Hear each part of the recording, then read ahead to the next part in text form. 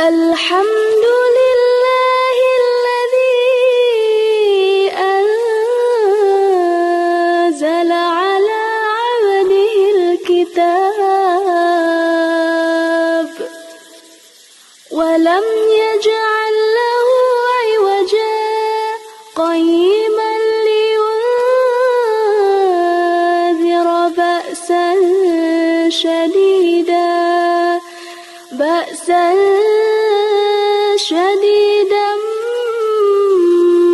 من Likey